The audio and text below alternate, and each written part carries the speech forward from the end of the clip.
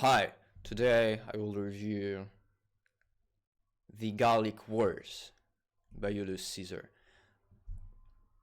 I read this book 5 years ago or something, but I still remember it pretty well. Key points. This is the book by Julius Caesar. Everybody knows him, basically.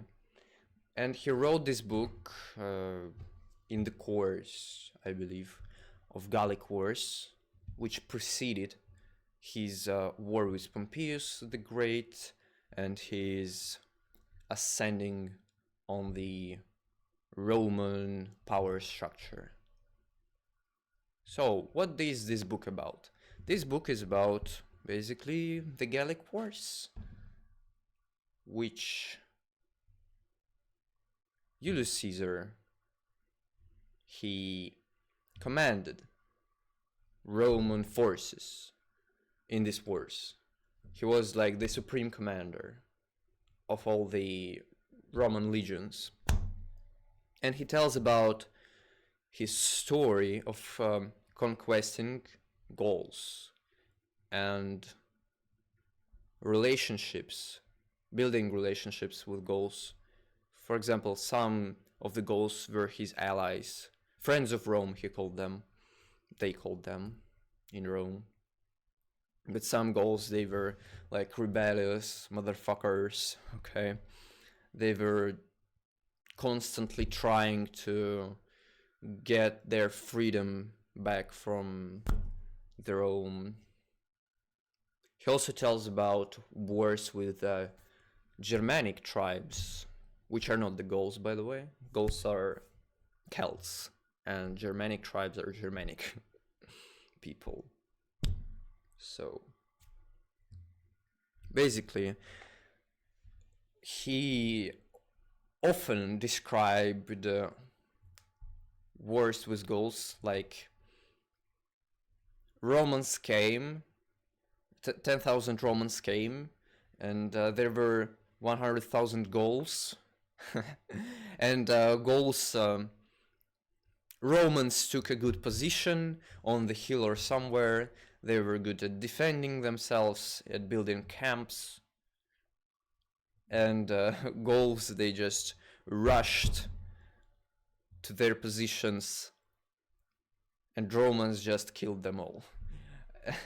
Not all, but good part of them, and the rest of the Gauls, they just ran away. And he describes like every other battle just like this.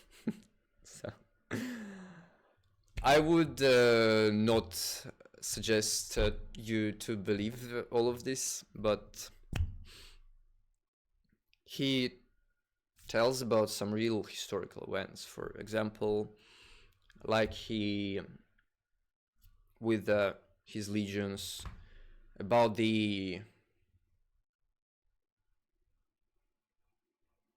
when they came to Britain and they landed in Britain, and about the battle which took place there with Picts, I believe. So he describes how it was a tough battle. They shooted arrows like a D-Day, you know, basically D-Day, where Germans are Picts and Americans are Romans, something like that. He also tells about how Gallic tribes united. One man united them, and they tried to oppose the Romans. But Romans won, so it was a tough siege. He describes this siege of their main city, main Gallic city. And he describes that it was really tough, but Romans, they built all these cool machines out of wood and trenches, and they just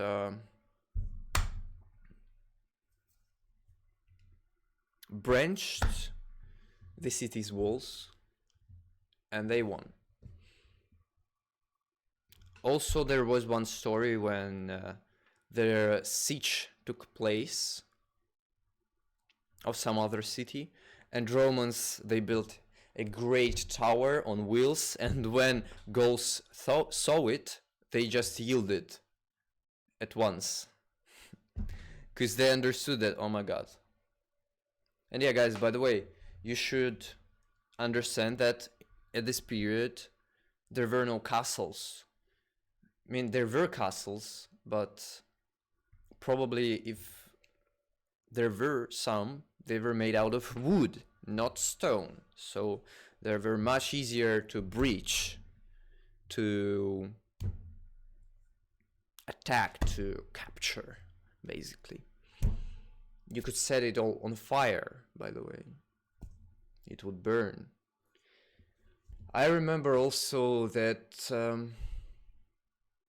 they had some battle in the forest, some swamps. Yeah, something like that. I don't really recall it very well, but basically, this book is about the key point. It's not about stories, particular stories or something.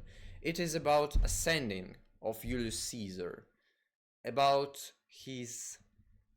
how he built a very united army, because all of his men, they respected Julius Caesar, their commander, because Julius Caesar took place in almost every battle of their legions, his legions.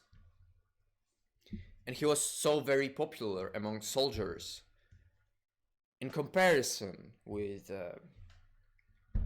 Pompeius the Magnus. Pompeius Magnus, I believe. Because Pompeius, he was sitting in Rome and doing some politics. Meanwhile, Caesar was actually fighting in wars and building his tribe of soldiers. So with this tribe, later on, imagine, he's so very popular among people, among soldiers, and he has this huge army. Not actually huge, I believe. When Julius Caesar started the civil war against Pompeius, I believe he had less warriors than Pompeius. But Pompeius had these newbie legions, which were not veterans of wars, which had no respect for Pompeius and stuff. And this united army of Julius Caesar, it just beat the fuck out of Pompeius' forces. So that is a good example of, I mean, it is a biography of a man whose name is known like for probably every European at least. Every European knows who's Julius Caesar. Even kids know. Little kids know who it is, by the way. I mean, there is a month which is called in his honor, July. So it is a book. You may take some example, some inspiration of it for your life. It teaches you basically that if you want to get some power, you should be popular among people which are of the best quality. Yeah, because it's always better to have, for example, I will give you an example, 100 people who are really well trained, really they have this purpose in their head, they respect you a lot, and they all are like family to each other and to you. Then having 1,000 people who do not give a shit about each other, who do not give a shit about you. And they have no purpose in their mind. They will always lose to these 100 people. Doesn't matter. It is like Battle of Thermopylae, or how is it called? You know, Spartan's story. When they held this place against like super overwhelming numbers of Persians. It was just so fucking amazing. Yeah, guys. It is about tribe, about your tribe, about your purpose once again, like with Marcus Aurelius, my previous review. You should have purpose in your life. Really strong purpose, really good sense of belonging to people, to your tribe.